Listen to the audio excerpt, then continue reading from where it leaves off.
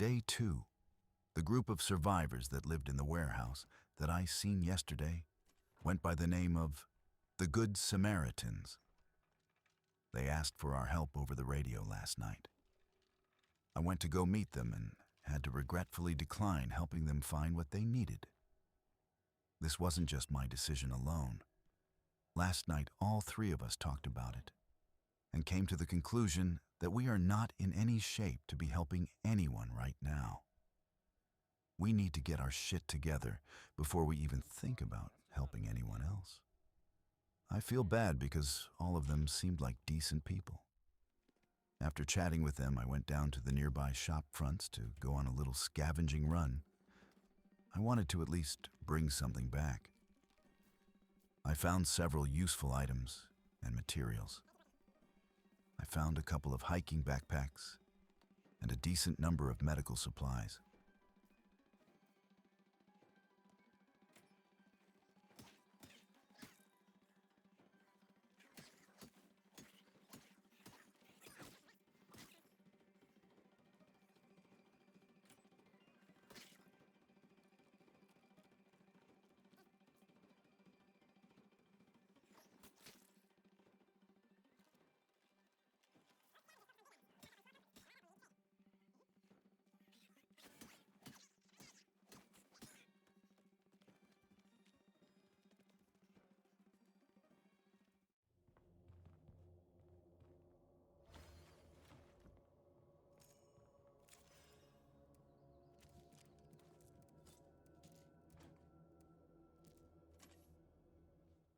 After a couple of more runs back and forth from base, I noticed the area getting more active.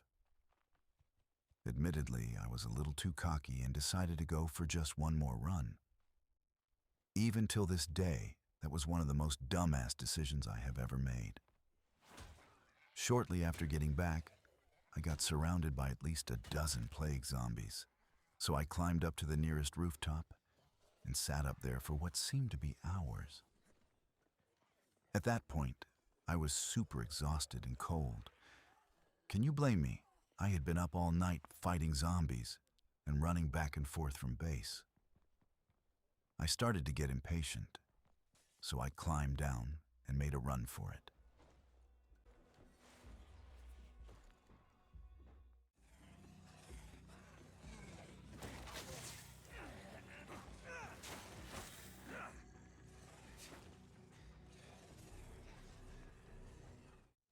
If it weren't for that group of survivors I met, I would have for sure been dead. I ran to the only place nearby that I had a chance of surviving. They cleaned the zombies up pretty good. I didn't have time to thank them for their help. I just hauled ass back to base.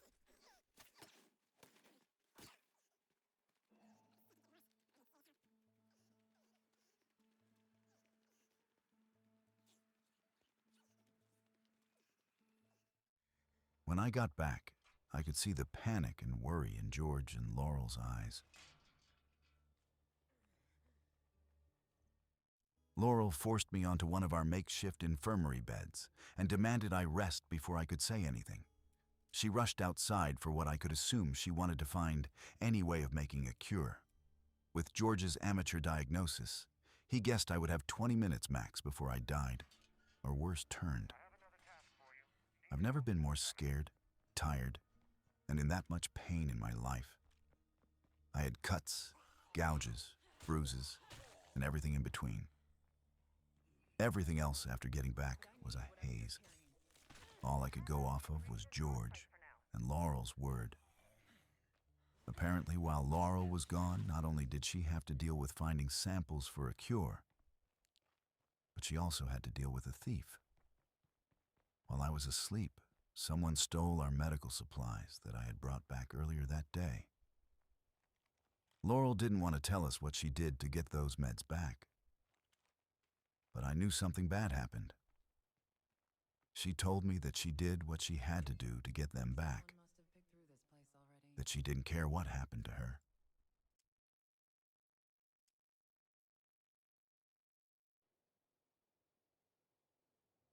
If you don't run, I will kill you! Why don't we talk about this?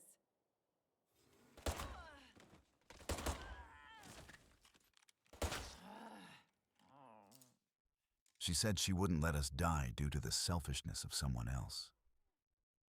She did say that we do not, for any circumstances, need to go back to the Good Samaritans group. She said that they weren't who they were acting like, whatever that means. What's going on? Did you kill our friend?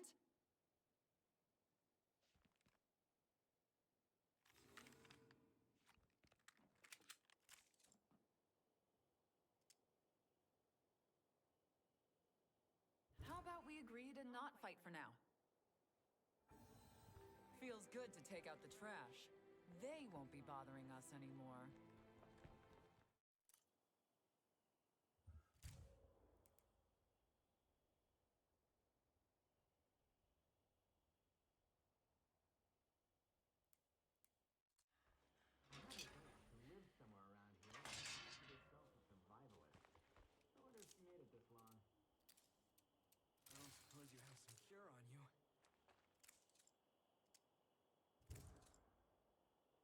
He'll be better before you know it. All right, let's do this.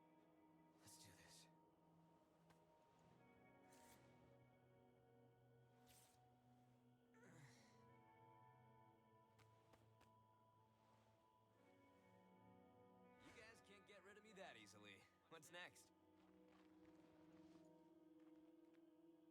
To break the ice, George went on about how his aunt was one of those doomsday preppers, and that she lived around the area. He went to go check her house for anything useful. It gave me and Laurel time to rest.